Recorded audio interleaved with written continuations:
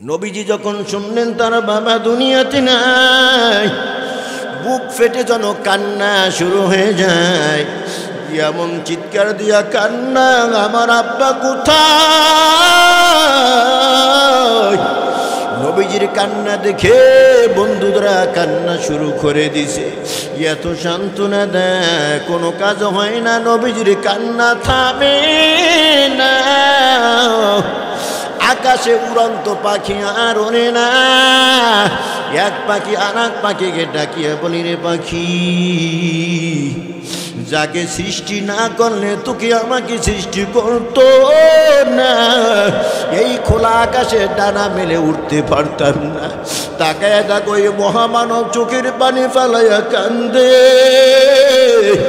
নবীজির কান্না দেখিয়া আকাশে উড়ন্ত পাখিও পর্যন্ত কাঁদে। একজনে দৌড় দিয়া আমিনার কাছে গিয়া খবর করে, আমিনা, খেলার মাঠে গিয়ে দেখো তোমার সন্তান আব্বা আব্বা বলিয়া কান্দে। আমরা কেউ তাকে সান্ত্বনা দিতে পারি না। হযরতে আমিনা আওলাকে সার পাগল বেশ একটা দরু দিয়া খেলার মাঠে হাজির হয়ে গেছে। দুখানা হাত বাড়াই দিয়ে বলে, বাবা আয়, আমার বুকে আয়। এ বাবা বল, তোকে কে মেরেছে? নবী বলে, কেউ আমাকে মারে নাই। এ বাবা বল, তোকে কে গালি দিয়েছে? আমি মায়ের কাছে বিচার দে, আমি মা তার বিচার করব। নবী বলে, মা, আমাকে কেউ গালিও দেয় নাই। ও গো মা,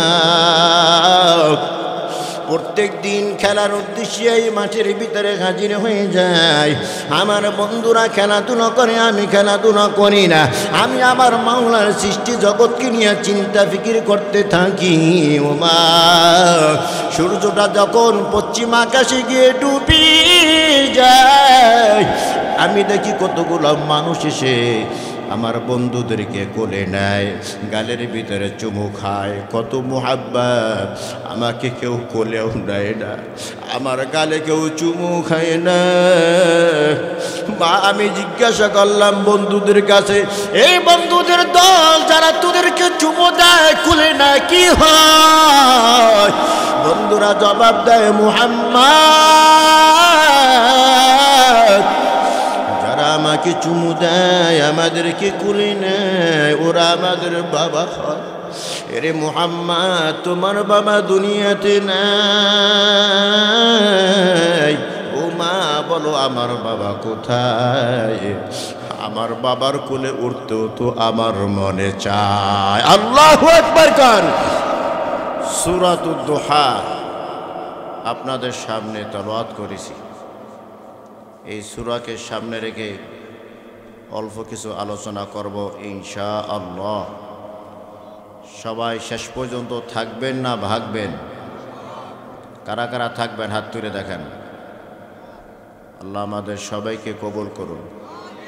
আমরা সবাই আখিরি মোনাজাত দিয়ে এখান থেকে বিদায় হব ইনশাআল্লাহ। এই সূরাটি কোরআনে কারিমের 114টি সূরার ভিতরে 93 সূরা। সূরার ভিতরে 11টি আয়াত আছে, 40টি বাক্য আছে, 102টি অক্ষর আছে। এই সূরায় আল্লাহর রাসূল সাল্লাল্লাহু আলাইহি ওয়াসাল্লামকে সান্ত্বনা দেওয়া হয়েছে। কি দেওয়া হয়েছে ভাই? সান্ত্বনা দেওয়া হয়েছে। এবং কাফের মুশরিক বেঈমানদের মিথ্যা অপবাদের সমুচিত জবাব দেওয়া হয়েছে। আল্লাহর রাসূল সাল্লাল্লাহু আলাইহি ওয়াসাল্লামের মক্কি জীবনটা ছিল খুব কষ্টের এক জীবন, ঠিক কিনা বলেন? শারীরিক নির্যাতনের পাশাপাশি মানসিক নির্যাতন বেঈমানেরা খুব বেশি পরিমাণে করত।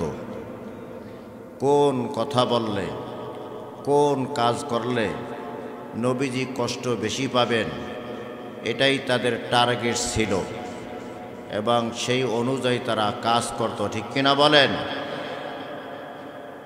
প্রত্যেকের জীবনে কিছু না কিছু দুঃখ, কষ্ট, বেদনা, টেনশন থাকি, ঠিক কিনা কন? আরো জোরে। এই মুহূর্তে এখন রাত 11:15 বেজেছে। পৃথিবীর কোনো জায়গায় কোনো মানুষকে আগুনে পোড়া হইতেছে, পৃথিবীর কোনো জায়গায় কোনো মানুষকে জবাহ করা হইতেছে, পৃথিবীর কোনো জায়গায় কোনো মানুষকে নির্যাতন করা হইতেছে, পৃথিবীর কোনো জায়গায় কোনো মা সন্তান প্রসব করেছে, সাথে সাথে সন্তান দুনিয়া হতে বিদায় হয়ে গেছে, মা পেরেশান, ঠিক কিনা বলেন?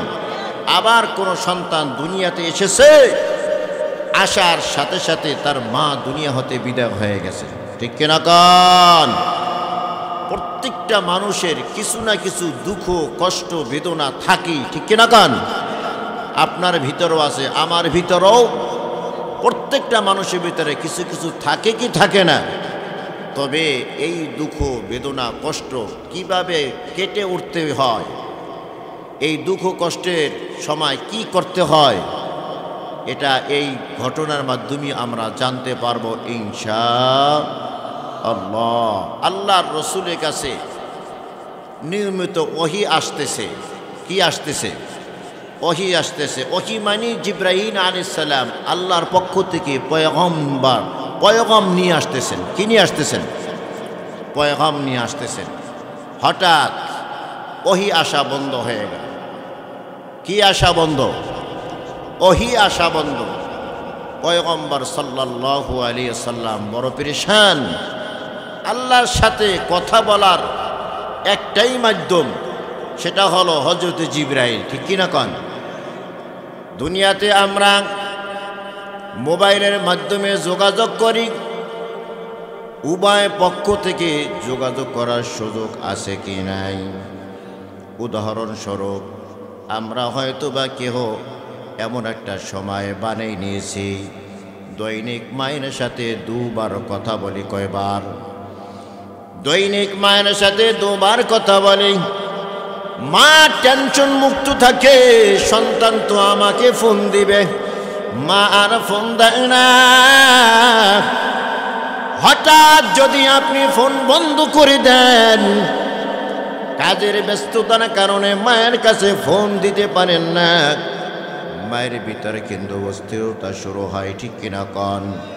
এরপরে মা কিন্তু আপনাকে ফোন দেয়, কিরে বাবা, যথা টাইমে তুমি দৈনিক দুবার ফোন দাও, আজকে কেন তুমি ফোন দাও নাই? আপনি যোগাযোগ করেন নাই। মায়ের পক্ষ থেকে যোগাযোগ হয়েছে কি হয় নাই? মায়ের পক্ষ থেকে যোগাযোগ হয়েছে, কিন্তু আল্লাহর রসুলের আল্লাহর সাথে যোগাযোগের ব্যবস্থা শুধু একটা, জিবরাইল আমিন আসতো, ওহী নিয়ে আসতো। আল্লাহর রসুলের সাথে আল্লাহর সাথে কথা হইতো। জিবরাইল যদি না আসতো, আল্লাহর রসুল আল্লাহর সাথে কথা বলতে পারতেন না, ঠিক কিনা কন? নবীজি আমার বড় পেরেশান, বড় পেরেশান। ওই দেখে বেঈমানেরা বলা বলি করতেছে, হুদ্দিয়া মুহাম্মদ, জোরে কর নাউজুবিল্লাহ।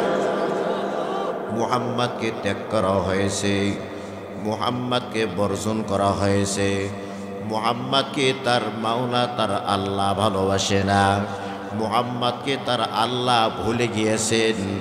এই অপবাদ পুরো মক্কার ভিতরে ছড়াই দিল, জোরে কর নাউজুবিল্লাহ। নবীজি এমনিতেই তো টেনশন, বড় পেরেশান, আর যখন বেঈমানদের মুখে এই কথা হইতেছে, আল্লাহ তাআলা নবীজিকে ভুলে গেছেন। আল্লাহ তাআলা নবীর উপর অসন্তুষ্ট। নবীর ভিতরে দুঃখ কষ্ট বাড়ে না কমে? আরো জোরে কান। নবীর ভিতরে দুঃখ কষ্ট আরো বাড়তে থাকেন। দীর্ঘদিন পর জিবরাইল আমিন হাজির হয়ে গেছে। আল্লাহর রাসূল জিজ্ঞাসা করে, জিবরাইল কেন তুমি এতদিন আসো নাই? জিবরাইল আমিন বলে, পয়গম্বর আমি যে আপনার কাছে আসতে পারি নাই, এই জন্য আমার মনটাও বেকুল ছিল, আমিও পাগল পারা হয়েছিলাম আপনার সাথে দেখা করব, কিন্তু কিভাবে আসবো? আমি তো হুকুমের গোলাম। আল্লাহ পাক হুকুম না দিলে আমি আসতে পারি না। এখন আল্লাহ পাক হুকুম করেছেন বিদায় আসতে পেরেছি। সুবহানাল্লাহ কান। ও মুসলমান ইমানদার, আল্লাহ পাক সান্ত্বনা দিয়া বলে, পয়গম্বর আমি আপনাকে ভুলে যাই নাই, আমি আপনাকে ভুলে যাই নাই। কেন আমি আপনাকে ভুলে যাব? আমি তো আগে থেকেই আপনার সাথে বন্ধুত্ব করেছি। সুবহানাল্লাহ, জোরে কান। আপনি হইলেন আফদলুল বাশার, আপনি হইলেন আফদলুর রাসূল, আপনি হইলেন সাইয়্যিদুল আম্বিয়া। জেনে শুনে বুঝি তো আমি আপনার সাথে বন্ধুত্ব করেছি। আপনাকে তো নবী আমি বানাইছি, আপনাকে তো শেষ নবী আমি বানাইছি, আপনার উপরে কোরআন তো আমি নাজিল করেছি, আপনার পরে কোনো নবী আসবে না। কিয়ামত পর্যন্ত দ্বিতীয়বার কোনো কোরআন ও কিতাবও আসবে না। কথা কোন ঠিক কিনা? তাহলে আপনার সাথে আমি কেন রাগ করব? আপনার উপরে আমি কেন গোসা হব? আপনাকে কেন আমি ছেড়ে দেব? পয়গম্বর আপনাকে আমি ছেড়ে দেই নাই, আপনার সাথে আমি গোসা করি নাই, আপনাকে আমি বর্জন করি নাই। ওয়াদ্দুহা ওয়াল্লাইলি ইযা সাজা মা ওয়াদ্দাআকা রাব্বুকা ওয়া মা ক্বালা। আল্লাহু আকবার কার। প্রথম প্রহরের শপথ, সকাল বেলার আলোর শপথ। ওয়াল্লাইলি ইযা সাজা, রাতের শপথ।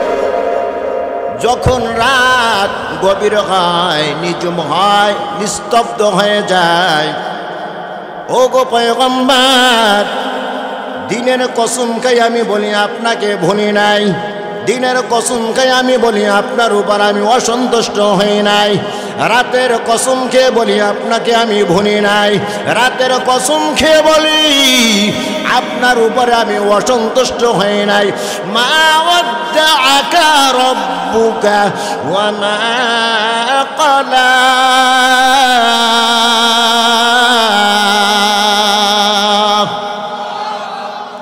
কাফের বেঈমানদের সমুচিত জবাব দেওয়া হইল কিনা?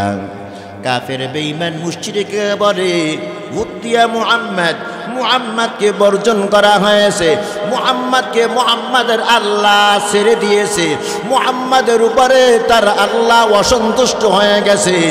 আল্লাহ পাক কসম খাইয়া বলে, আল্লাহ পাক কসম খাইয়া বলে, ও পয়গম্বর না না, আমি আপনাকে ছেড়ে দেই নাই, আমি আপনাকে ত্যাগ করি নাই, আমি আপনার উপরে অসন্তুষ্ট হই নাই। জোরে কান সুবহানাল্লাহ। কেন আপনার উপরে ওহী আসি নাই? কিছুদিন ওহী আমি বন্ধ করেছি। কেন? বলে আপনাকে আমি বেশি মুহাব্বত করি, এই কারণে। সুবহানাল্লাহ, জোরে কান। কারণ ওহী তো ভারী জিনিস। ইন্না সানুলকি আলাইকা কাওলান সাকিলা। ওহী তো খুব ভারী জিনিস। কেমন ভারী জিনিস? এই কোরআন আমি আসমানের কাছে অবতীর্ণ করতে চেয়েছিলাম। আসমান দুর্বলতা স্বীকার করে বলে, আল্লাহ তোমার ওয়েটেবল কোরআন, ভারী কোরআন যদি তুমি আমার উপরে অবতীর্ণ করো, আমি আসমানের জায়গায় থাকতে পারবো না। আমি আসমান ছুটে জমিনের উপর পরে চূর্ণ বিচূর্ণ হয়ে যাব। আল্লাহু আকবার কর। আল্লাহ পাক জমিনকে প্রস্তাব দিলেন, রে জমিন তুমি আমার কোরআনকে গ্রহণ করো। জমিন জবাব দেয়, আল্লাহ তোমার মর্যাদাবান কোরআন, ভারী কোরআন, যদি তুমি আমার উপরে নাজিল করে দাও, আমি জমিনের জমিন থাকতে পারবো না, আমি পানি হইয়া নদী নালা দিয়া প্রবাহিত হয়ে যাব। আল্লাহ পাক পাহাড়কে ডাকিয়া বলে, পাহাড় তুমি বড় শক্তিশালী, তোমার উপরে কোরআনকে আমি নাজিল করতে চাই, তুমি কি বলো? পাহাড় বলে, আল্লাহ তোমার এই মর্যাদাবান কুরআন আমি বহন করতে পারবো না, আমার উপরে যদি তুমি নাজিল করো, আমি পাহাড় আর পাহাড় থাকবো না, আমি পাহাড় জমিনের সাথে মিশে যাব। লাউ আনজালনা হাযাল কুরআন আলা জাবাল লারাআইতাহু খাশিআন মুতাসাদ্দিআন মিন খাশিয়াতিল্লাহ।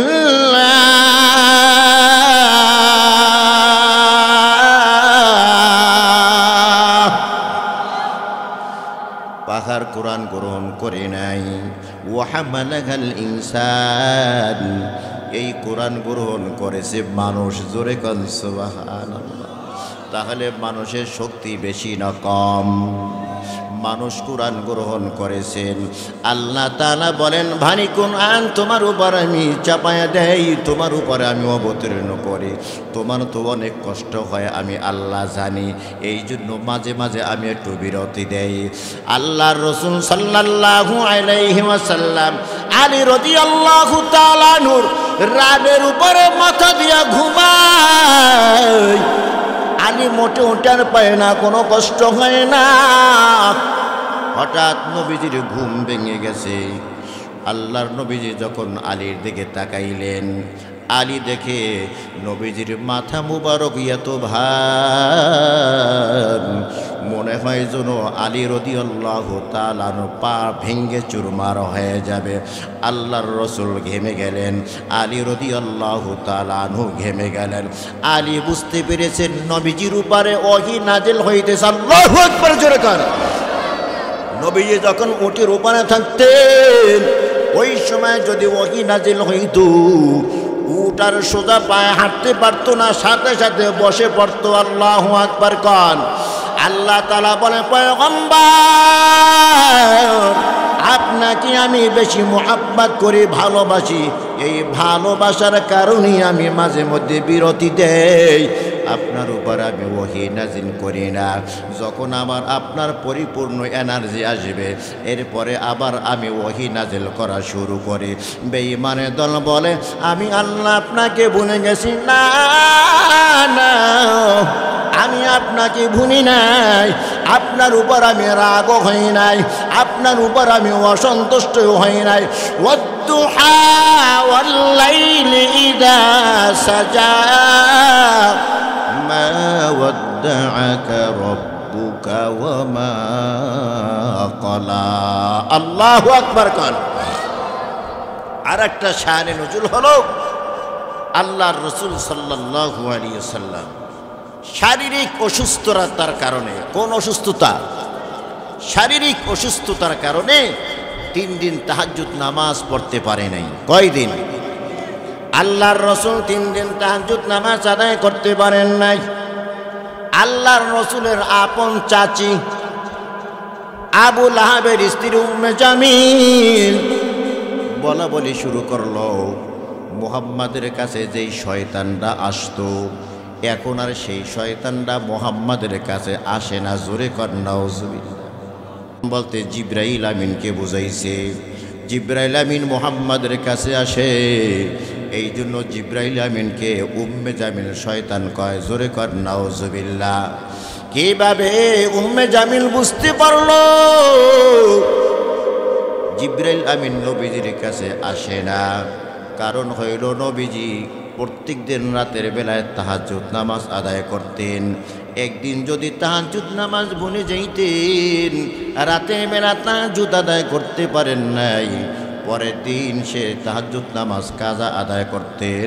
কারণ হইল, নবীজির উপরে তাহাজ্জুদ নামাজ আদায় করা ফরজ ছিল। ঠিক কিনা কন? এখন প্রশ্ন হইতে পারে, আবু জাহেল তো নবীজির ঘরের, এই উম্মে জামিল তো নবীজির ঘরের লোক না, নবীজি তাহাজ্জুদ পড়লো কি পড়লো না, উম্মে জামিল কিভাবে জানল? কথা কয় না, এটা প্রশ্ন হয় কি না? উম্মে জামিল তো নবীজির ঘরে থাকতেন না, নবীর পরিবারে কোনো লোক না, নবী তাহাজ্জুদ পড়লো কি পড়লো না নবীর ঘরের মানুষে বলতে পারবে, তাহলে তার চাচি উম্মে জামিল কিভাবে জানে? জবাব হইল আল্লাহর রাসূল সাল্লাল্লাহু আলাইহি ওয়াসাল্লাম তাহাজ্জুদ নামাজের ভিতরে মিডিয়াম আওয়াজ দিয়ে কোরআন তিলাওয়াত করতেন। সুবহানাল্লাহ। কান লম্বা চূড়া নামাজ আদায় করতেন। আল্লাহর রাসূল এত পরিমাণ দাঁড়িয়ে থাকতেন নামাজের ভিতরে, তার পা মোবারক ফুলে যাইত। সুবহানাল্লাহ, জোরে কর। তাহাজ্জুদ নামাজে কোরআন একটু আওয়াজ দিয়েই পড়তে হয়। এর কারণ হলো ঘুম থেকে উঠিয়া যখন নামাজ আদায় করে ঘুমের একটা ভাব চোখে থাকে কি থাকে না। এ সময় যদি আপনি আস্তে আস্তে পড়েন দেখবেন দাঁড়াই ঘুমিয়ে গেছেন। একটু জোরে জোরে যদি পড়েন ঘুমের ভাবটাও যাবে আর নিজের কাছেও একটু ভালো লাগবে, ঠিক কিনা কন? আপনারা ওয়াজ নসিহতের ভিতরে শুনেছেন যে যেই বেঈমানেরা, যেই নেতারা, লিডারেরা দিনের বেলা কোরআনের বিরোধিতা করত, ওই লিডারেরা রাতের বেলা কোরআন শোনার জন্য পাগল পারা হয়ে থাকতো, ঠিক কিনা কন? আল্লাহর রাসূল তাহাজ্জুদ নামাজে দাঁড়াইয়া কোরআন তেলাওয়াত করতেন। আর আবু জাহেল, Abu Lahab, Utba, Saiba, Abu Umayya এসব পাগল পারা হয়ে থাকতো, কান খাড়া করিয়া সারা রাত নবীজির কোরআন তেলাওয়াত শুনতেন। সুবহানাল্লাহ বলেন। দুঃখের বিষয় বলতে হয়, কেউ মাইন্ড করবেন না, আজকে মুসলমান আমরা কিছু নামদারি মুসলমান ওই আবু জাহেলের চেয়েও খারাপ হয়ে গেছি। এখন সমাজের ভিতরে কিছু নামদারি মুসলমান আছে যাদের থেকে ওই আল্লাহর রসুলের জমানার বেঈমানেরাও অনেক ভালো ছিল। কিভাবে? যে আল্লাহর রসুলের জমানায় বেঈমানেরাও কোরআন শোনার জন্য পাগল পারা হয়ে থাকতো, কিন্তু এই যুগের নামদারি কিছু মুসলমানও কোরআনের আওয়াজ শুনতে পারে না, আজানের ধ্বনি শুনতে পারে না, তাদের নাকি ঘুমের ভিতর ব্যাঘাত হয়। এরকম মুসলমান সমাজে আসে না নাই? এগুলো হলো কপাল পোড়া মুসলমান। কোন কথা কয় না? কি পোড়া মুসলমান? কি পোড়া মুসলমান? কপাল পোড়া মুসলমান। আল্লাহর রাসূল প্রত্যেকটা আমল হাতে কলমে সাহাবীদেরকে শিখাই দেখেন। সুবহানাল্লাহ। কন তাহাজ্জুদ নামাজ কোন সাহাবী কিভাবে পড়ে এটাও তিনি খবর রাখতেন। একদিন আল্লাহর রাসূল তাহাজ্জুদ নামাজ আদায় করিয়া এরপর সাহাবীদের তাহাজ্জুদের খবর জানার জন্য বের হয়ে গেলেন। সবার বাসায় তো যাওয়া দরকার নাই, দুই একজনের বাসায় গেলেই তো বুঝতে পারবে যে তাহাজ্জুদ তারা পড়ে কি পড়ে না, কথা কয় না। আল্লাহর রাসূল সাল্লাল্লাহু আলাইহি ওয়াসাল্লাম ঘর থেকে বের হয় আবু বকর সিদ্দিক রাদিয়াল্লাহু তাআলা আনহুর বাসার সামনে গিয়া হাজির। কান মোবারক পেতে দিলেন, কিন্তু ভিতর থেকে কোনো আওয়াজ আসে না, কোরআন তেলাওয়াতের আওয়াজ নাই। নবীজির মনে বিশ্বাস আবু বকর তাহাজ্জুদ নামাজ পড়তেছে, কিন্তু নবীজি আওয়াজ পাচ্ছেন না। এরপরে আল্লাহর রাসূল ওমরের বাড়ির দিকে রওনা হয়েছেন। ওমরের বাড়ির সামনে এখনো যায় নাই, দূর থেকে ওমর রাদিয়াল্লাহু তাআলা আনহুর তেলাওয়াতের আওয়াজ নবীজি শুনতে পায়। নবীজি বাসায় ফিরে গেলেন। ফজর নামাজ আদায় করার পর সাহাবীদের দিকে মুখ করিয়া আল্লাহর রাসূল বসলেন, কুশল বিনিময় করলেন। আল্লাহর রাসূল বলেন, আবু বকর, তোমার তাহাজ্জুদ দেখার জন্য আমি রাতের বেলা তোমার বাসার সামনে গিয়েছিলাম, কিন্তু কই তোমার তো কোনো আওয়াজ পাইলাম না। আবু বকর বলে, পয়গম্বর, যাকে শুনানোর জন্য আমি তেলাওয়াত করি সে শুনলেই তো হয়, কথা কান ঠিক কিনা? আমি কাকে শোনানোর জন্য তেলাওয়াত করি? আল্লাহকে। কাকে? জোরে কান। আল্লাহকে শোনানোর জন্য তো আমি তাহাজ্জুদ নামাজের ভিতরে কোরআন তেলাওয়াত করি। আমার আল্লাহ আস্তে বলল শুনে, জোরে বলল শুনে, ঠিক কিনা কর? আল্লাহর রাসূল বললেন, আবু বকর, তোমার যুক্তি তোমার কাছে ঠিক আছে, তবে আবু বকর ইরফা সাওতাক, তোমার আওয়াজকে আর একটু বুলন্দ করবা, আর একটু জোরে আওয়াজ দিয়ে তুমি তেলাওয়াত করবা। ওমরকে জিজ্ঞাসা করে, ওমর, তোমার আওয়াজ এত বিকট কেন পেয়েছি? তাহাজ্জুদ নামাজের ভিতরে এত জোরে জোরে তুমি কেন তেলাওয়াত করেছো? ওমর রাদিয়াল্লাহু তাআলা বলে, পয়গম্বর, দুইটা কারণে। কয় কারণ? আওয়াজ দিয়ে কন। দুইটা কারণ। এক নম্বর কারণ হলো কোরআনের আওয়াজ যদি জোরে পড়া হয়, যতদূর কোরআনের আওয়াজ যাবে শয়তান তত দূরে থাকতে পারবে না। সুবহানাল্লাহ। এক নম্বর আমার যুক্তি হলো শয়তান তাড়ানোর জন্য আমি জোরে জোরে পড়েছি। দুই নম্বর যুক্তি, ওগো পয়গম্বর, আমার বাসার ভিতরেও যারা আছে আমার পরিবার লোক, তাদেরকে তো আমি তাহাজ্জুদের জন্য জাগাই নাই। আমার তাহাজ্জুদের আওয়াজ, আমার তেলাওয়াতের আওয়াজ শুনিয়াও যেন তাদের ঘুম ভেঙে যায় এবং তারাও যেন তাহাজ্জুদ নামাজে দাঁড়িয়ে যায়।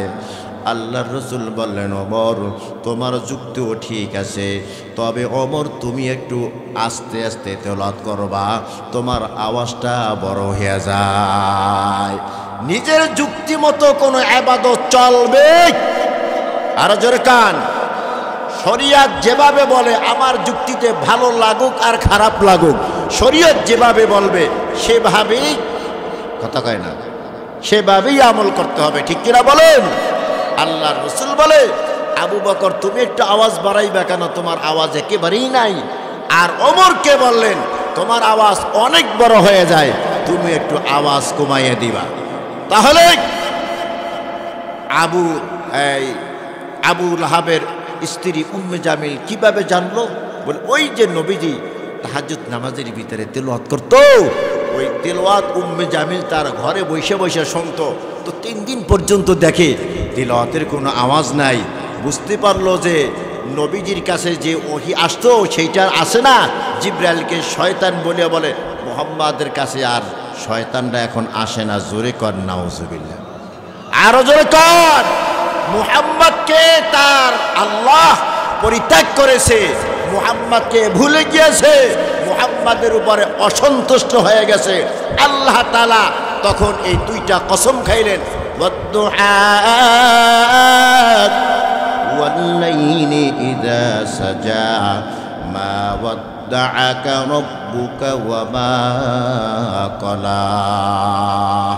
ওগো পয়গম্বর, আমি রাতের কসম খেয়ে বললাম আমি আপনাকে পরিত্যাগ করি নাই, আপনাকে ভুলে যাই নাই।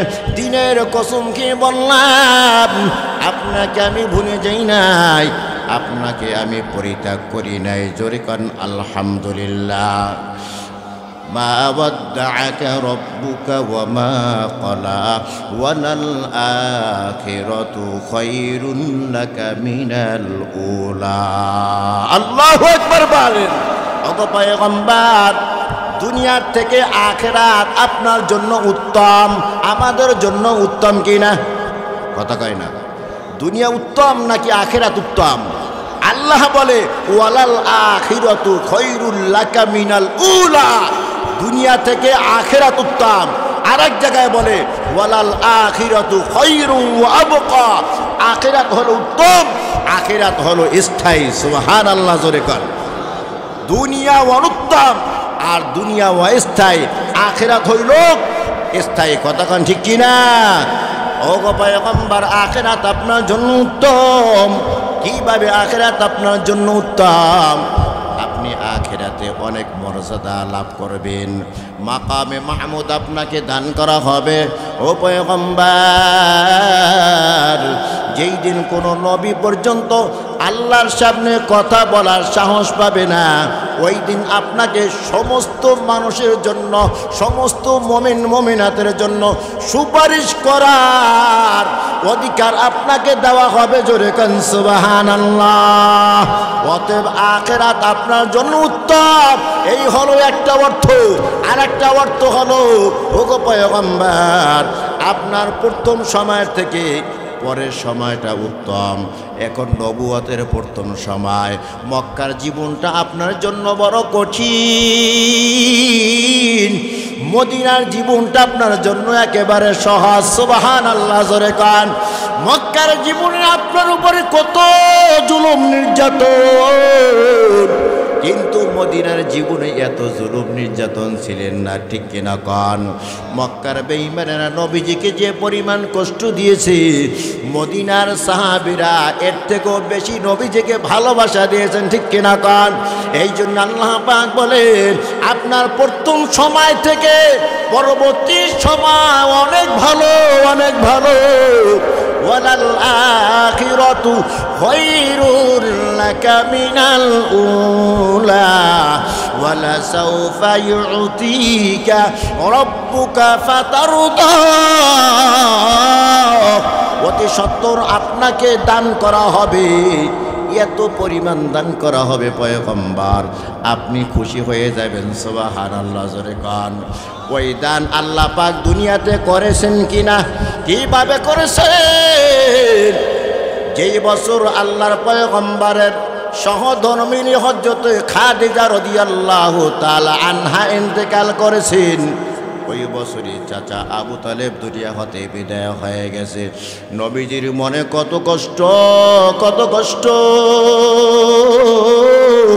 আল্লাহ তাআলা জিবরাইলকে পাঠিয়ে দিলেন, জিবরাইল যাও, আমার পয়গম্বরের মনে বড় আঘাত, বড় কষ্ট, আমার পয়গম্বরকে দাওয়াত দিয়ে আমার বাড়িতে আনো, আরশে আজিমে আনো।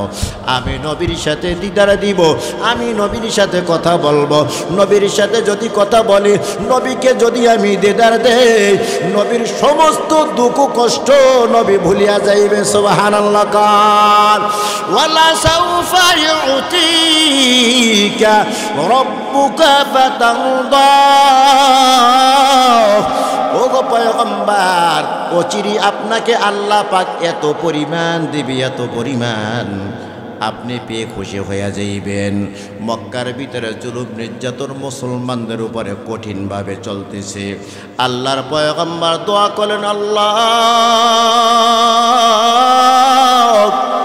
মক্কার দুইজন নেতার ভিতর থেকে যে কোনো একজনকে তুমি যাকে পছন্দ করো তাকে তুমি আমাকে দাও, ইসলামকে শক্তিশালী করিয়া দাও। আল্লাহর রাসূল দোয়া করেছেন। পরের দিন খোলা তরবারি নিয়া হযরত ওমর নবীজির হুজরার ভিতরে হাজির হয়ে গেছে। সাহাবায়ে কেরাম থরথর করে কাঁপতেছে। ওগো পয়গম্বর, ওই তো ওমর খোলা তরবারি নিয়ে এসেছে। আজকে তো একজনকেও আর কল্লা দেহের ভিতরে রাখবে না, হালাক করে দেবে। আল্লাহর রাসূল বলে, আবু বকর টেনশন করিও না। আল্লাহু আকবার কান। টেনশন করিও না। গত রাতে আমি আল্লাহর কাছে দোয়া করেছি না, আমার দোয়া মনে হয় কবুল হয়ে গেছে। কেমন কবুল হয়েছে রে ভাই? ওমর দরজা দিয়া ঢুকিয়া তরবারিটা নবীর কদমের ভিতর রাখিয়া বলে, পয়গম্বর, হয় কালেমা পরে আমাকে মুসলমান বানাইয়া দেন, না হয় খোলা তরবারি দিয়া আমার দেহ থেকে কল্লাটা ফালায় দেন। জোরে কান সুবহানাল্লাহ। আল্লাহ পাক বলেন, ওয়ালা সাউফা ইউতিকা রাব্বুকা ফাতারদা। ও পয়গম্বর, অচিরে আপনাকে আমি এই পরিমাণ দিব, আপনি পেয়ে খুশি হয়ে যাইবেন। হযরত ওমরকে পাইয়া আল্লাহর রাসূল খুশি না বেজার? আর জোরে কান। হযরত ওমরকে পেয়ে আল্লাহর রাসূল বড় খুশি। আল্লাহ পাকের ওয়াদা, আমি আপনাকে এত পরিমাণ দিব, এত পরিমাণ দিব, আপনি পেয়ে বড় খুশি হয়ে যাইবেন। আলাম ইয়াজিদিকা ইয়াতীমান ফাআওয়া। এরপর আল্লাহ তাআলা বলেন, ওগো পয়গম্বর, আপনাকে আমি অনেক নিয়ামত দিয়েছি। এই নিয়ামতের ভিতরে বিশেষ করে এই সূরার ভিতরে তিনটা নিয়ামতের কথা বলা হয়েছে। একটা নিয়ামত হলো আলাম ইয়াজিদিকা ইয়াতীমান ফাআওয়া।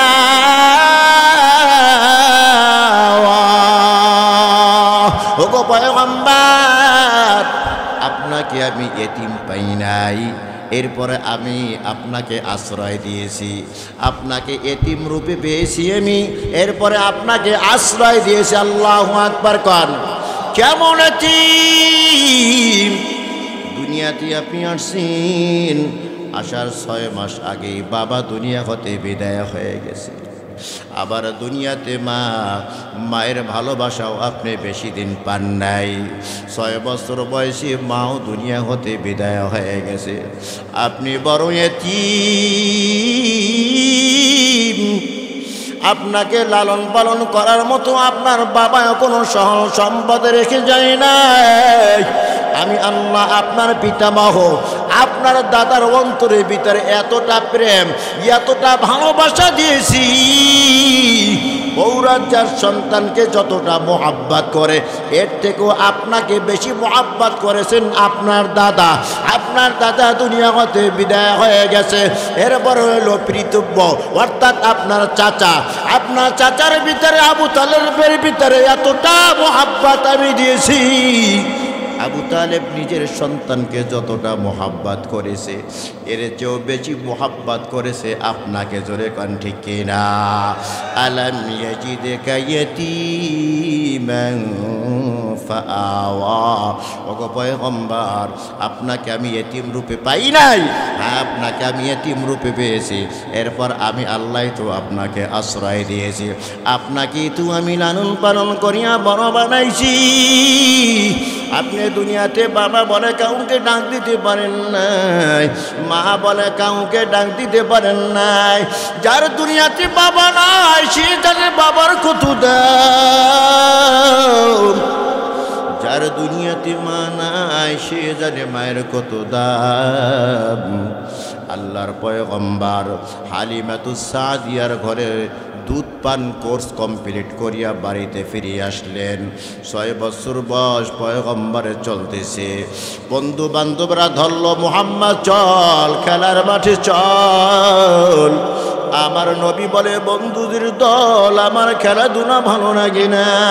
বন্ধুরা খুব মজবুত করে ধরল, মুহাম্মদ না, তোমাকে জিতেই হবে, তোমাকে ছাড়া খেলার মাঠে আমাদের ভালো লাগে না। বন্ধুরা খুব শক্ত করে নবীজিকে ধরল। খেলার মাঠে হাজির সব বন্ধুরা খেলাধুলা করে, নবীজি আমার খেলাধুলা করেন না। একবার গাছের দিকে তাকায়, আর একবার আসমানের দিকে তাকায়, আর একবার জমিনের দিকে তাকায়। আল্লাহর সৃষ্টি জগৎকে নিয়ে চিন্তা ফিকির করতেছে। এত বড় বিশাল আসমান, আল্লাযী খালাকা সাবআ সামাওয়াতিন তিবাকা আয-যামিনে খুশকি রুয়ানত গিয়া আসে মারা বেসুদা রদনেগা। আমার আল্লাহ কত বড় শক্তিশালী। স্তরে স্তরে 7টা আসমান বানাইল, একটা আসমানের ভিতরে কোনো খুঁটি নাই। আল্লাহু আকবার কর। গাছের দিকে তাকায় দেখে এক একটা গাছের পাতা এক এক রকম, এক একটা গাছের পাতার কালার এক এক রকম, এক একটা গাছের ফুল এক এক রকম, এক একটা গাছের ফল এক এক রকম। নবীজি আমার চিন্তা করতেছে, এই নানান রকম রং দিয়া ফুল বানাইলেন, নানা রকম ফল বানাইলেন। ওই বানানেওয়ালা আল্লাহ না জানে কত সুন্দর, সুবহানাল্লাহ কান। কিন্তু বিকালবেলা সূর্যটা যখন পশ্চিম আকাশে যায়, নবীজি দেখতেছেন কতগুলো মানুষ এসে তাদের বন্ধুদের গালের ভিতরে চুমো দেয়, বন্ধুদেরকে বুকের সাথে জড়াইয়া নেয়। কিন্তু আল্লাহর নবীজিকে কেউ কোলে নেয় না, কেউ আদর করে না, কেউ চুমো দেয় না। সবাই কোলে চড়িয়া বাড়িতে যায়। নবী আমার পায়ে হেঁটে হেঁটে বাড়িতে যায়। পরের দিন আবার খেলার মাঠে হাজির হয়ে গেছে। সব বন্ধুরা খেলতেছে, নবী আমার খেলাধুলা করে না। সূর্যটা যখন পশ্চিম আকাশে গিয়ে ডুবে যায়, নবী আমার দেখেন কতগুলা মানুষ এসে তার বন্ধুদেরকে কোলে নেয়, গালের ভিতরে চুমু খায়, শরীরের ভিতরে ধুলা বালু ময়লা লাগলে মুছিয়া দেয়, সুবহানাল্লাহ কয়। কিন্তু নবীকে কেউ কোলে নেয় না, চুমু দেয় না, আদরও করে না।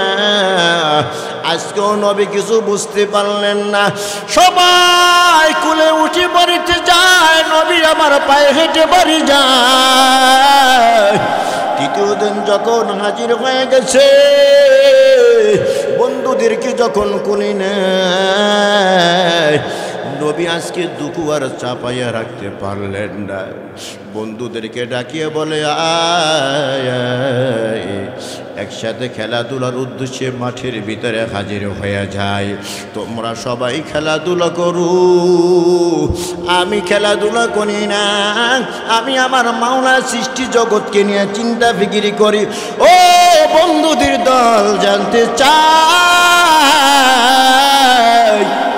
যারা তোমাদেরকে চুমু দেয়, যারা তোমাদেরকে আদর করে কোলে নেয়,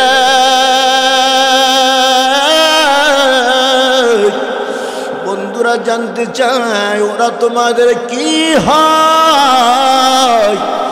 বন্ধুরা মুখটা মলিন করিয়া জবাব দেয়, এরে মুহাম্মদ, যারা আমাদেরকে কোলে নেয়, আমাদেরকে চুমু দেয়, ওরা আমাদের বাবা হয়। হে মুহাম্মদ, তোমার বাবা দুনিয়াতে নাই।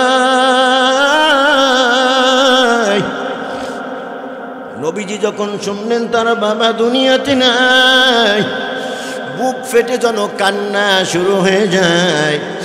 এমন চিৎকার দিয়া কান্না, আমার আব্বা কোথায়? নবীজির কান্না দেখে বন্ধুরা কান্না শুরু করে দিছে। এত সান্ত্বনা দেয়, কোনো কাজ হয় না, নবীজির কান্না থামে না। আকাশে উড়ন্ত পাখি আর ওড়ে না, এক পাখি আর এক পাখিকে ডাকিয়া বলি, রে পাখি, যাকে সৃষ্টি না করলে তোকে আমাকে সৃষ্টি করতো না। এই খোলা আকাশে ডানা মেলে উঠতে পারতাম না। তাকায় দেখো এই মহামানব চোখের পানি ফালাইয়া কান্দে। নবীজির কান্না দেখিয়া আকাশে উড়ন্ত পাখিও পর্যন্ত কাঁদে। একজনে দৌড় দিয়া আমিনার কাছে গিয়া খবর করে, আমিনা, খেলার মাঠে গিয়ে দেখো তোমার সন্তান আব্বা আব্বা বলিয়া কান্দে। আমরা কেউ তাকে সান্ত্বনা দিতে পারি না। হযরতে আমিনা আওলাকে সার পাগল বেশ একটা দরু দিয়া খেলার মাঠে হাজির হয়ে গেছে। দুখানা হাত বাড়াই দিয়ে বলে, বাবা আয়, আমার বুকে আয়। এ বাবা বল, তোকে কে মেরেছে? নবী বলে, কেউ আমাকে মারে নাই। এ বাবা বল, তোকে কে গালি দিয়েছে? আমি মায়ের কাছে বিচার দে, আমি মা তার বিচার করব। নবী বলে, মা আমাকে কেউ গালিও দেয় নাই। ও গো মা,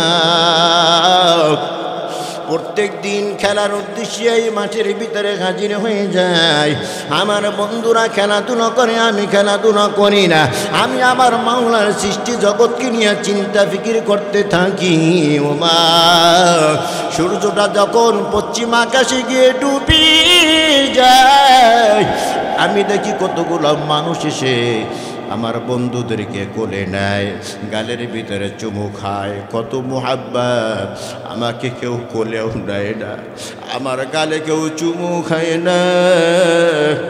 মা, আমি জিজ্ঞাসা করলাম বন্ধুদের কাছে, এই বন্ধুদের দল যারা তোদেরকে চুমু দেয়, কোলে নেয়, কি হয়? বন্ধুরা জবাব দেয়, মুহাম্মদ, আমাকে চুমু দেয়, আমাদেরকে কোলে নেয়, ওরা আমাদের বাবা হয়। এরে মুহাম্মদ, তোমার বাবা দুনিয়াতে নাই। ও মা, বলো আমার বাবা কোথায়? আমার বাবার কোলে উঠতেও তো আমার মনে চায়। আল্লাহু আকবার কান। সেই সুনবী মায়ের কাছে কেন্দে কেন্দে কায়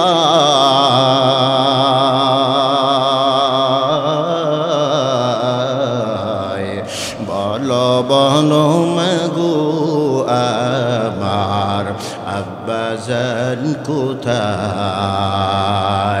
সন্ধ্যা বেলা খেলার শেষে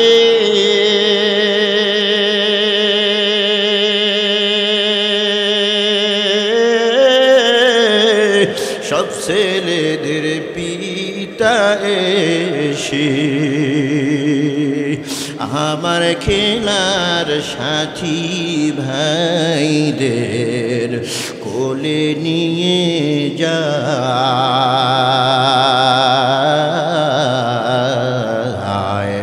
আমার বাবার কোলে উঠতে আমার মনে চায় শিশু নবী মায়ের কাছে কেন্দে কেন্দে কায়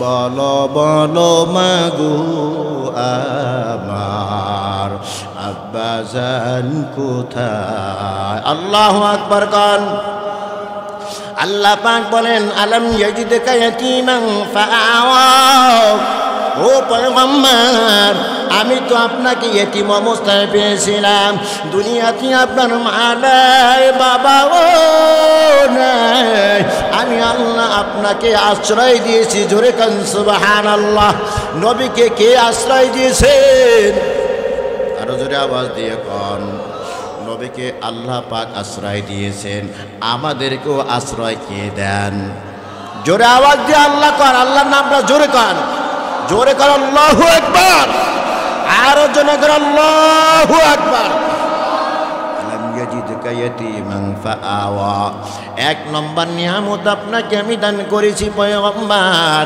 আমি আপনাকে এতিম রূপে পেয়েছি এরপরে আমি আপনাকে আশ্রয় দিয়েছি এক নম্বর নিয়ামত দুই নম্বর নিয়ামত হলো ওয়াজাদাকা দাল্লান ফাহাদা ওগো পয়গম্বর আপনাকে আমি খবর পেয়েছি এরপরে আমি আপনাকে পথের দিশা দিয়েছি মা কুনতা তাদরি মাল কিতাবু ওয়ালাল ঈমান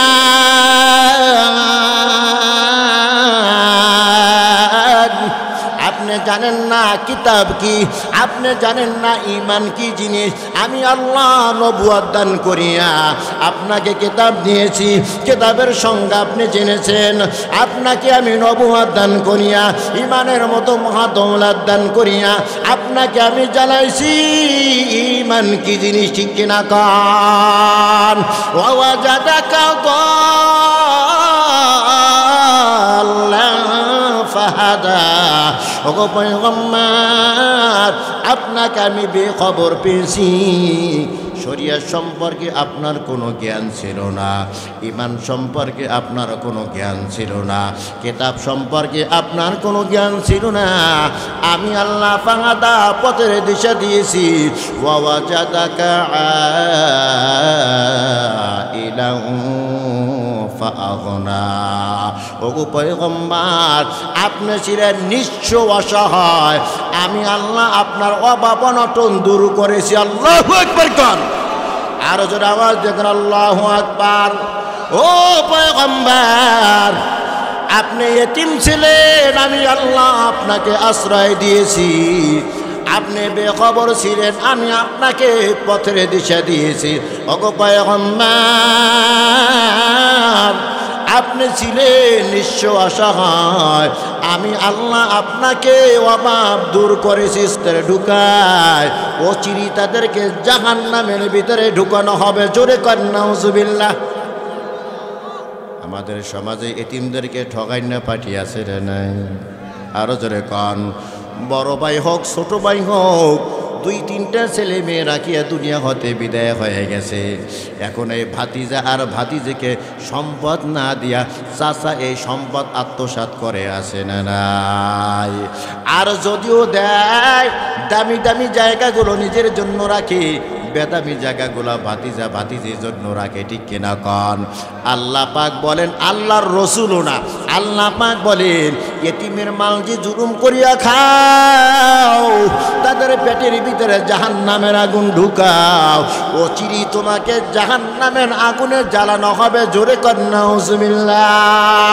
অতএব পয়গম্বর যেহেতু আপনি এতিম ছিলেন, ফাআম্মাল ইয়াতীমা ফালা তাকহার, ও পয়গম্বর এতিমের সাথে আপনি ভালো আচরণ করবেন, এতিমদেরকে কখনো ধমক দিবেন না। ওয়া আম্মাস সাইলা ফালা তানহার, ও পয়গম্বর আপনার কাছে যদি কেউ সাহায্য প্রার্থী হয় তাকে আপনি ধমক দিবেন না, সামর্থ্য অনুযায়ী তাকে কিছু দিয়া বিদায় করে দেবেন। আর যদি কিছু দিতে না পারেন তাহলে ভালো আচরণের মাধ্যমে তারকে বুঝিয়ে দেবেন, তার কাছে মাপ চেয়ে নেবেন। অতএব আপনার কাছে কেউ কিছু চাইলে আপনি ধমক দিতে পারবেন না, ঠিক কিনা? ভিক্ষুকেরা আসে অনেকের দরজায়, ধমক দিয়ে বলে যাও আর করে যাবে, আরো জোরে কান না, তোমার সামর্থ্য অনুযায়ী তুমি তাকে কিছু দাও, দিয়া এইবার তোমার দরজা থেকে বিদায় করো। দিতে পারো না, তোমার সামর্থ্য নাই, তাকে তুমি এতটুকু বলো ভাই আল্লাহর রাস্তায় মাপ চাই, আমার কাছে নাই, অন্য জায়গায় তুমি চলে যাও। নরম ভাষা দিয়া বলবেন, এ বিধান কার, এ বিধান কার? অতএব এতিমকে ধমক দেওয়া, হ্যাঁ, এই যে রমজান মাস আসতেছে অনেক এতিমখানা থেকে, আপনাদের এদিকে এতিমখানা আছে না, লিল্লা বোর্ডিং আছে না, মাদ্রাসা বিদ্যার ছাত্র আছে না, গরিব মিসকিন এতিমেরা মাদ্রাসায় থাকে, মাদ্রাসায় খায়, কথা কয় না, মাদ্রাসা থেকে সব কিছু ভরণ পোষণ দেওয়া হয়। এই রমজান মাস উপলক্ষে যাকাত ফেতরার জন্য বিভিন্ন বাসায় অথবা বিভিন্ন দোকানে পাঠানো হয়, কথা কয় না। ধমক দেয় দোকানদারে, আছে না নাই? ধমক দিলা তুমি আল্লাহর সাথে বাটপারি করলা, কথা কয় না।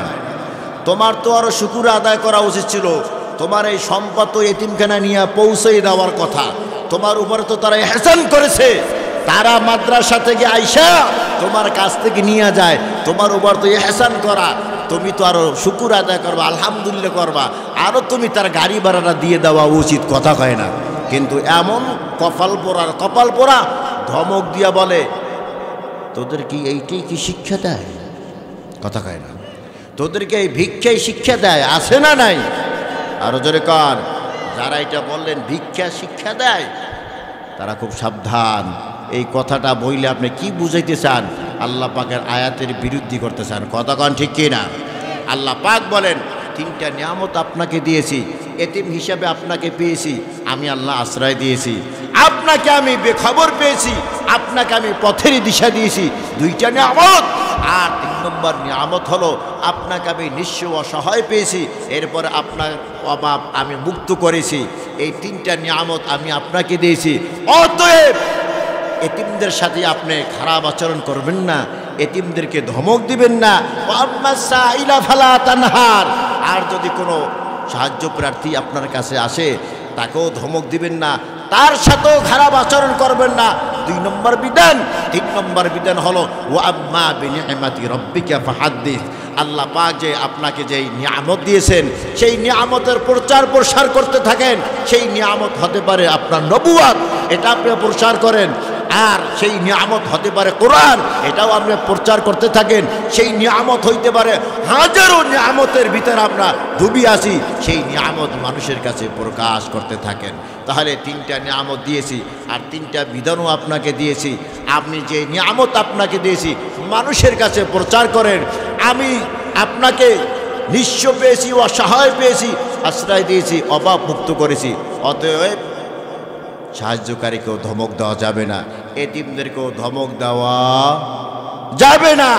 আর কারো বিপদ ও মুসিবত দেখে তাকে একথা বলা যাবে না পড়ছে বিপদে, কথা কয় না, পড়ছে বিপদে। এই বিপদের পরেই যে আবার সে শান্তির মুখ দেখবে, এর ভিতরে কোনো সন্দেহ আছে? আরো জোরে কান। মক্কার সব বেঈমানের কয় মুহাম্মদ কি আল্লাহ ভুলে গেছে গা? আল্লাহ তাআলা কসম খেয়ে বলে আমার নবীকে আমি ভুলি নাই। জোরে কান সুবহান। মক্কার সব বেঈমানের কয় মুহাম্মাদের উপরে তার আল্লাহ অসন্তুষ্ট, আল্লাহ তাআলা কসম খেয়ে বলে না না, মুহাম্মাদের উপরে আমি অসন্তুষ্ট না, মুহাম্মাদের উপর আমি রাজি ও খুশি। জোরে কান সুবহানাল্লাহ।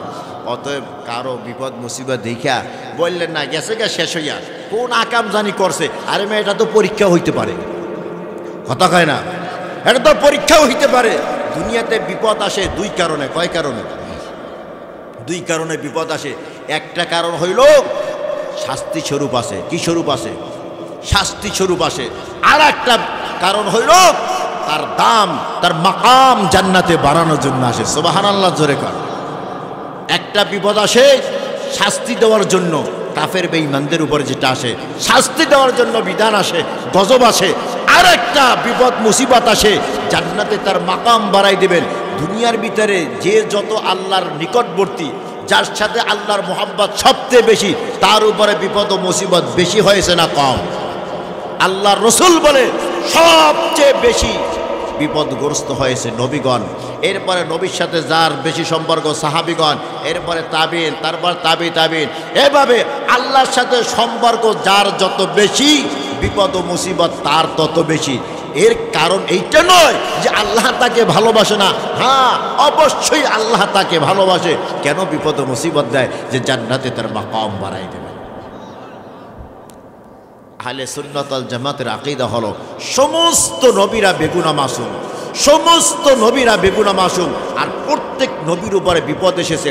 কোন নবীর মাথার উপর দিয়ে করাত টানা হয়েছে, দ্বিখণ্ড করা হয়েছে, কোন নবীকে আগুনে কুণ্ডলি ভিতরে ফালানো হয়েছে, কোন নবী মাছের পেটে চলে গেছে গা, কোন নবী মাথা থেকে পা পর্যন্ত সমস্ত বস্তুগুলো পোকায় খেয়ে ফেলেছে। কত বড় কষ্ট! এত কষ্ট কেন? জান্নাতে তার মাকাম বাড়াই দেবেন। সুবহানাল্লাহ, জোরে কান। নাকুনান্না মিনাল খাসিরিন। ربنا آتنا في الدنيا حسنة وفي الآخرة حسنة وقنا عذاب النار ربنا لا تزغ قلوبنا بعد إذ هديتنا وهب لنا من لدنك رحمة إنك أنت الوهاب رب ارحمهما كما ربياني صغيرا رب ارحمهما كما ربياني صغيرا মহিয়ান গরিয়ান সর্বশক্তিমান দানু দাতা মেহেরবান আল্লাহ, আমরা কতিপয় নাদান নাগেস্তা গোলাম সারাটি জীবন গুনাহ করেছে, গুনাহের বোঝা মাথায় নে আল্লাহ। গভীর রাতে তোমার শাহী দরবারে হাত তুলেছি, দয়া আর মেহেরবানি করে জীবনে তামাম গুনাহ খাতাগুলো মাফ করে দাও। আয় আল্লাহ, জীবন বড় যত গুনাহ করেছি, জানিয়া না জানিয়া, ইচ্ছায় অনিচ্ছায়, শিরকি বিদআতি, শয়তানের ধোঁকায় পড়ে, নফসের ধোঁকায় পড়ে, মাবুদ তোমার গফুরুর রহিম আর রহমানুর রহিমের নামের উসিলায় তামাম গুনাহ খাতাগুলো মাফ করে দাও আল্লাহ।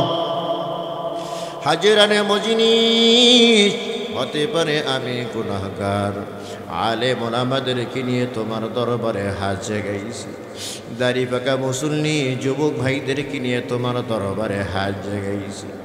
আয় আল্লাহ,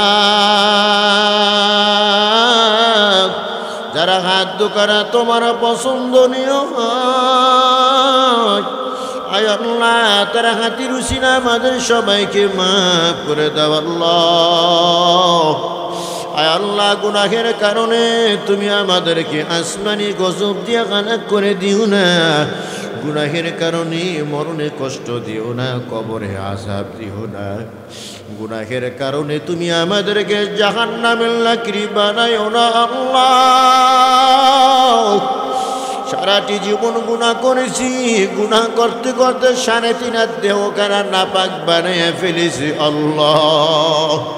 আয় আল্লাহ, হাতের দিকে তাকায় দেখি গুনার ময়লা দিয়া হাত নাপাক, পায়ের দিকে তাকায় দেখি গুনার ময়লা দিয়া পা নাপাক, চোখ কানের দিকে তাকায় দেখি গুনার ময়লা দিয়া চোখ কান নাপাক, যেই জবানটা দিয়া কথা বলি জবানের দিকে তাকায় দেখি গুনার ময়লা দিয়া জবানটা না পাক। আয় আল্লাহ তোমার নাম তো আল্লাহ পাক, আল্লাহ পাক, আল্লাহ পাক। ওই পাক নামে রুসিলে আমাদের নাপাক দেহখানাকে পাক বানায় দাও আল্লাহ। আয় আল্লাহ গভীর রাত, রাত 1টা বেজে গেছে, তোমার বান্দারা আরামের বিছানা হারাম বানাইয়া এই পাতলা সামিয়ানার নিচে বসে রয়েছে আল্লাহ। এখানে খানার জন্য আসি নাই আয় আল্লাহ, দুনিয়ার কোনো মাকসুদের জন্য এখানে আসি নাই, একমাত্র তোমার ভয়, তোমার আযাবের ভয়। আয় আল্লাহ মজলিসে যারা হাত দুখানা তোমার পছন্দনীয় হয়, তারা হাতির উসিলা আমাদের সবাইকে মাফ করে দাও আল্লাহ। খাঁটি অন্তরে তওবা করেছি, আর কখনো গুনাহ করব না।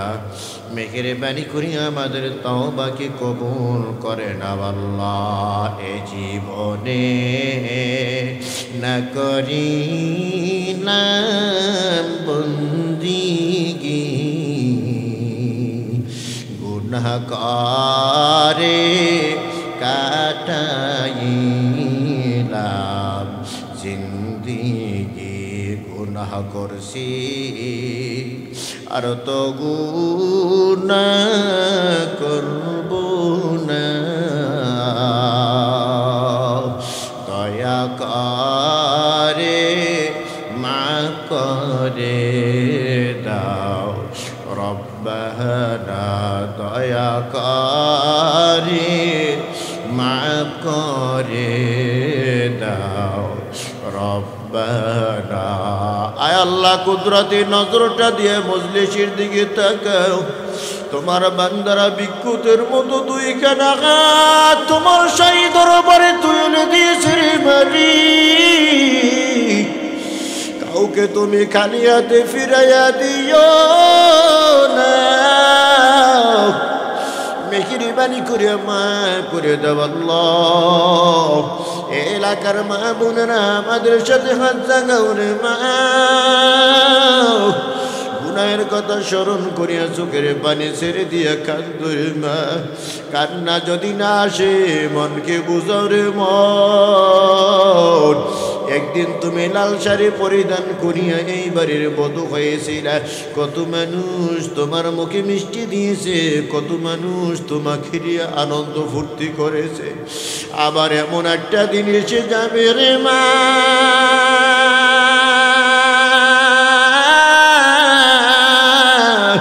যেই দিন তোমার কানের ভিতরে নাকের ভিতরে তুলা ঢুকাইয়া বড়ই পাতার গরম পানি দিয়া জনমের মতো গোসল দেওয়াইয়া, এ মা লাল শাড়ি পরিবর্তে সাদা 5খানা কাপড় দিয়া জনমের মতো প্যাকেট বানাইয়া মসজিদের খাট নামক পালকির ভিতরে শুয়াইয়া দিবি রে মা।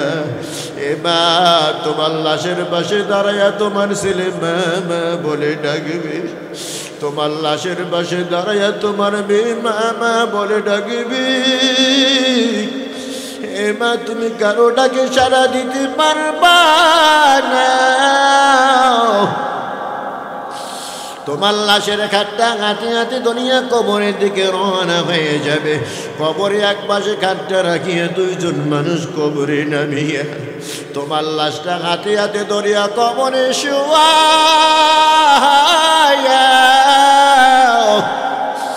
কাঁচা বাসার কলা পাতা বিছাইয়া জনমের মতো মাটি দিয়ে চাপা দিয়ে রাখবে রে মা। আয় আল্লাহ ওই অন্ধকার কবরে একা একা কেমন করে থাকব। আয় আল্লাহ মেহেরবানি করে মাফ করে দাও আল্লাহ। আয় আল্লাহ মজলিসের দিকে তাকায় ডাকু কার মা নাই বাবা নাই, চিরবিদায় নিয়ে অনেক আগে আম বাগানে বাঁশ বাগানে কলা বাগানে রাস্তার পাশে পুকুরের পারে শুয়ে রয়েছে। আল্লাহ ওই মৃত্যু মা কবর থেকে দোয়ার আবদার জানিয়ে রে সন্তান তাফসিরুল কোরআন মাহফিলে যাও, আমি মায়ের জন্য তোমার না করে ফিরিস না। এ বাবা, দুনিয়া থাকতে তোকে বড় মোহাব্বত করতাম, ভালোবাসতাম, তোকে সারা দুনিয়াতে কিছুই বুঝতাম না রে বাবা। এ বাবা, তোকে যখন আমি গর্ভে ধারণ করলাম, গর্ভের বয়স যখন 8-9 মাস হয়ে যায়, তুই তো আমার পেটের ভিতর লাথি মারো, ঘুষি মারো, আমি মা সহ্য করতে পারি না। এই গভীর রাত সমস্ত মায়েরা ঘুমে বিভোর। এ বাবা, আমিও তোকে গর্ভের ভিতরে ধারণ করে আমিও ঘুমে বিভোর। হঠাৎ তুই আমার কলিজার ভিতরে এমন জোরে লাথি দিয়েছ রে বাবা, সাথে সাথে আমার আরামের বিছানা হারাম। এ বাবা, লজ্জার শরমে দুনিয়াতে কারো সামনে মুখ খুলি নাই। এমনকি তোর বাবা আমার বিছানা পাশে ঘুমায়, তোর বাবাকেও আমি চাই। এ বাবা, কত কষ্ট দিয়ে দুনিয়াতে এসেছো, আমি মা তোকে ফালাইয়া দেই নাই। আজকে তুই আমাকে সাদা 5খানা কাপড় দিয়া জনমের মতো প্যাকেট বানাইয়া এমন জায়গায় রাখছো রে বাবা, আলো নাই, বাতি নাই, সাথী নাই, বিছানা নাই, বালিশ নাই। আল্লাহ, মজলিসের দিকে তাকাই দেখো কার মা নাই বাবা। হায় আল্লাহ, আমার বাবাও দুনিয়াতে নাই।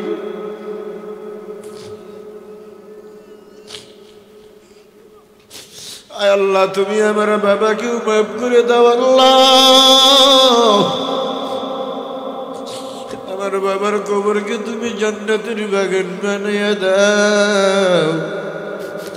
তোমার বান্দা হিসেবে কোনো ভুল ত্রুটি করে থাকলে নিজ গুণে ক্ষমা করে দাও আল্লাহ। আল্লাহ, মজলিসের দিকে তাকায় দেখো কে মা হারা হইয়া তোমার দরবারে হাত জাগাইছে, বাবা হারা হইয়া তোমার দরবারে হাত জাগাইছে। আল্লাহ, প্রত্যেকের মা বাবার কবর আযাব মাফ করে দাও আল্লাহ। আমাদের মা বাবা যারা জিন্দা আছে নেক তারাজ করে দাও আল্লাহ। আয় আল্লাহ, দুনিয়া আখিরাতের সমস্ত বিপদ ও মুসিবত থেকে হেফাজত করো আল্লাহ। এই মাহফিলখানাকে কবুল করে নাও, কিয়ামত পর্যন্ত এই মাহফিলকে হকের উপরে কায়েম ও দায়েম রাখিও আল্লাহ। যে সমস্ত ভাইদের উদ্যোগে এই মাহফিল হয়েছে আল্লাহ, প্রত্যেক যুবক ভাইদেরকে কবুল করে নাও আল্লাহ। আগামী বছরে মাহফিলের জন্য যারা দান সদকা করেছে, মেহেরবানি করে প্রত্যেকের দানকে কবুল করে নাও। আয় আল্লাহ, প্রবাসী ভাইদেরকে মাফ করে দাও আল্লাহ। সহি সালামত যেন বিদেশের বাড়ি থাকতে পারি সেই তৌফিক দাও আল্লাহ। মাহফিলের উসিলায় এলাকার ভিতর থেকে যত মুদ্রাকান অন্ধকার কবরবাসী হয়েছে প্রত্যেকের কবর আযাব মাফ করে দাও। মাহফিলের উসিলায় এলাকার ভিতরে খায়র ও বরকত নাজিল করে দাও আল্লাহ। মাহফিলের উসিলায় এলাকার ভিতর থেকে বদদিনী খাওয়া দূর করে দাও আল্লাহ। মা বোনদেরকে মাফ করে দাও আল্লাহ। মা বোনদেরকে পর্দানিশী বানায় দাও, স্বামী ভক্ত বানায় দাও আল্লাহ। আয় আল্লাহ, শেষ সময় তোমার দরবারে ফরিয়াদ গো মাবুদ, আমাদেরকে তোমার খাঁটি গোলাম না বানায়া অন্ধকার কবরে নিও না। আয় আল্লাহ, তোমার নবীর খাঁটি আশিক না বানায়া মৌতের ডাক দিও না। تقبل منا إنك أنت السميع العليم وتب علينا إنك أنت التواب الرحيم.